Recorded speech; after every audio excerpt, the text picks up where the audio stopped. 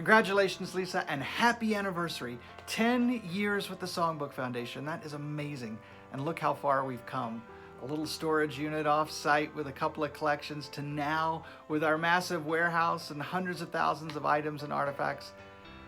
I'm in awe of what you do. Thank you for all your hard work over the last 10 years. I'm excited about the future. Congratulations. Wishing you all the best. Happy anniversary.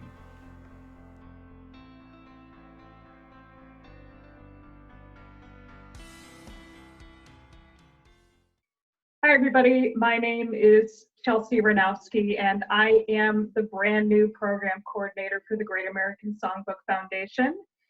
And I just found out that today is Lisa's 10-year anniversary. Lisa is our awesome archivist at the Great American Songbook Foundation. And so we thought it'd be cool to sit down and get to know each other and learn a little bit about the 10 years that Lisa's spent here with us. So without further ado, Lisa, why did you decide to become an archivist?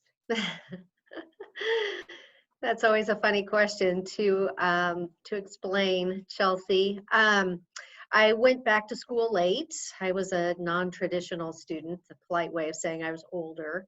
And in my undergrad classes, I decided to take a constitutional history class, and was chatting with the professor one day, and she said, you know, you really should think about doing a dual degree master's program. And I had already planned to get a master's in library science.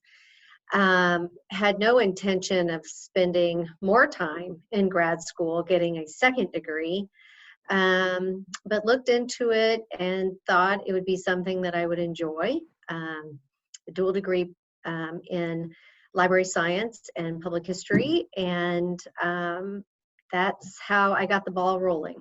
And then I did my archives internship in the archives at IUPUI. At IUPUI, okay. Yeah. So what were you doing before you decided to go back to grad school and do a dual degree? I did a wide variety of things. I was in banking for several years, international services. I was in property management. I worked for a construction company and a manufacturing company. So kind of a wide variety of professions. Really worked the gamut. It's gotten you prepared for being organized and preserving.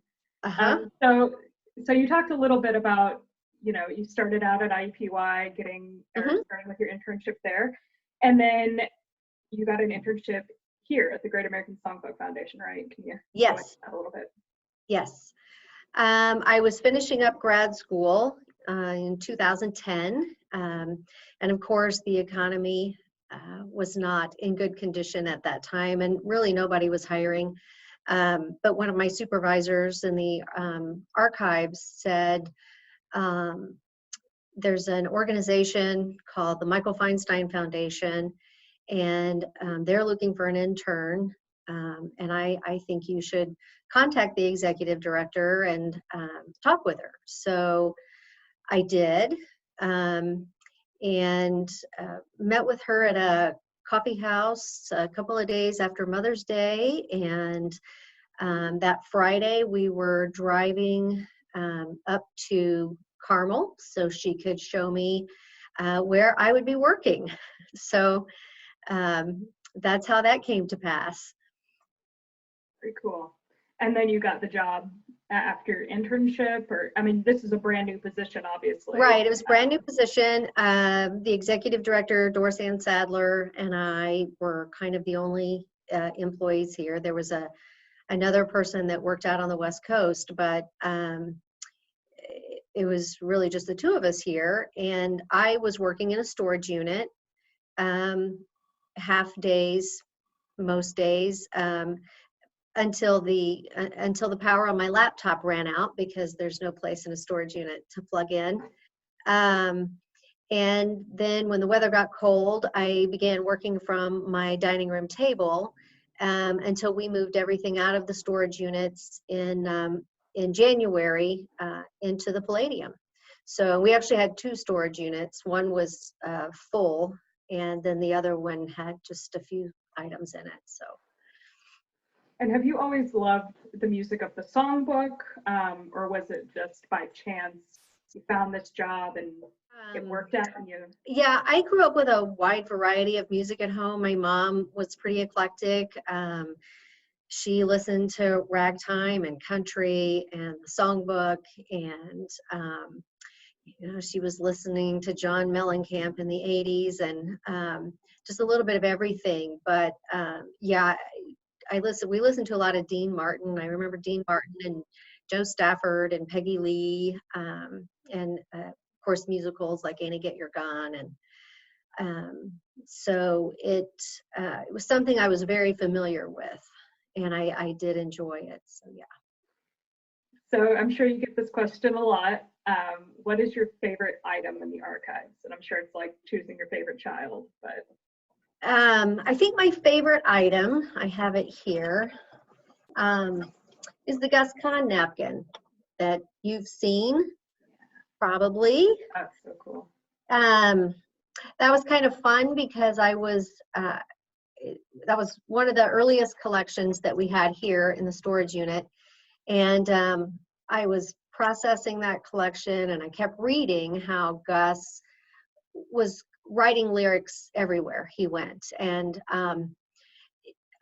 when I ran across this in a scrapbook, I said, well, here's proof. Nobody would be writing lyrics on a cocktail napkin if they were sitting at their desk with a notepad. So that was kind of an exciting find. And probably that was an early find, so it's one of my favorites. And what's the song that he wrote on that napkin? I'll See You in My Dreams. So, which became the title of the biopic about his life with Doris Day and Danny Thomas. So. Switch gears a little bit here. So you mentioned that you started out in a small warehouse. Yes. So was that considered your first office, or what was considered your first office? That would be my first office. I had a folding table there where I worked. Then we moved into the Palladium, and when we moved everything in there, we didn't have the furniture yet, but I had an office there, which is now Marissa's office. And our individual giving officer.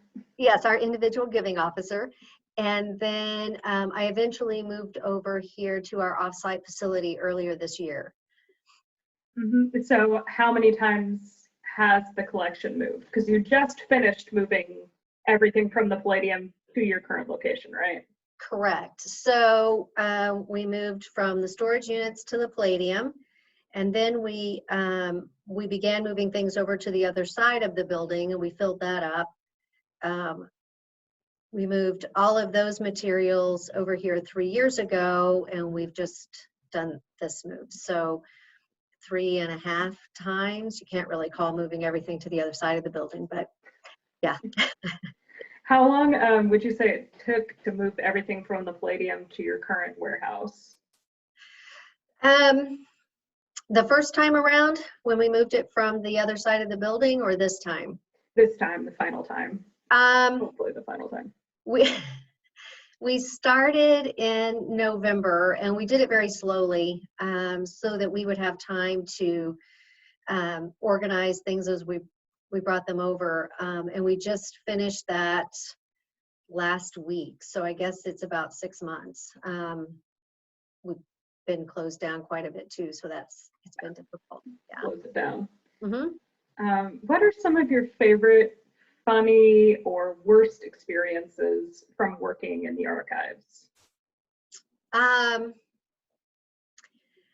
Well, I've built a lot of things. When we moved in, we didn't have nice shelving in our first archive space. So we built those, and then I don't know if it's probably Chris's funniest experience, but a donor gave us library shelving. It was in his basement. And Chris and I had to go down there and tear it all apart. And we spent about 5 hours doing that. We were fortunate, the donors' sons were there and they helped carry everything up to the truck, but I called my husband and we called a center staff member to help us out, and got it all loaded into the truck and stored it for the weekend until we could get it over to the Palladium. We've got best experiences, I think, are probably all the great people I get to work with. I really, I like working with researchers. We don't get a lot of them in yet, but even just phone conversations, helping them with their research needs is always a lot of fun. And I've gotten to know a lot of great people. Dominic McHugh, who visited, and he and I have stayed in touch over the years, and he continues to support the foundation in a variety of ways. The volunteers are great. Staff are great. It's always, it's a lot of fun to hear everybody else's enthusiasm. I work with a very passionate group of people who love their jobs. Right, Chelsea? Right. You really do. We're a small but mighty team. Small but mighty team. That's exactly right. What have you learned over the last 10 years of being an archivist and creating your own preservation style? Well, when I started, I had no idea what a lacquered disc was. That you don't cover a lot of audio recordings in grad school. And so that was kind of my own first research project. And I wouldn't call myself an expert by any stretch of the imagination, but I can now identify cracking and crazing and delamination and exudation, thanks to George Blood, who came out and did a preservation assessment several years ago and required me to read 5 books that were about that thick. So in preparation for it, I don't have a scientific mind, so a lot of that just went in and out, but I can say I did it. And working as a lone arranger, which is a term we use, it's really important to develop relationships with other archivists and librarians and to bounce ideas off. Am I overthinking this? Is there a simpler way? Because I'm looking at, a lot of people think preservation is just putting it in a box on a shelf. And I'm thinking about bugs and water and buffering materials and which plastic is the best, and a lot of different aspects, workflow, descriptive standards, and a lot of it is constantly changing. So I'm constantly learning. It's not a boring job.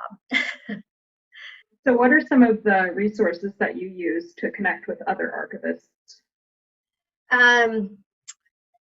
Locally or statewide, I belong to the Society of Indiana Archivists, the Midwest Archives Conference, and then Society of American Archivists. So I belong to all of those, try to stay in touch. Recently, last year, another archivist and I started putting together some informal get-togethers at local restaurants where we could just get together and chat. And then 2 years ago, I received my archival certification. So that's another way I try to keep up with what's going on out there in the world.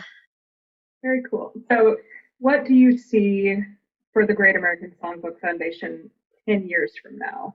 So you did a quick look back at last 10 years. What do we got in the future? Oh, I think we have a freestanding building in our future with a fantastic museum and exhibition area, space for educational programming, and a state-of-the-art archives and library reading room, and space for all of our collections. So And of course, just continuing to add fantastic staff and just lots of opportunities. Great. Thank you so much, Lisa. Unless you have anything else you'd like to add that people should know about our archives or about Michael Feinstein's work preserving the Great American Songbook Foundation. I know Michael probably feels like I do some days. We both like to get in and get our hands dirty, and often I'm doing administrative stuff, and of course he's performing, so neither one of us get to do that very much. That would, I think that would make both of us very happy. Well, thank you so much. Congratulations on 10 years. Thank you.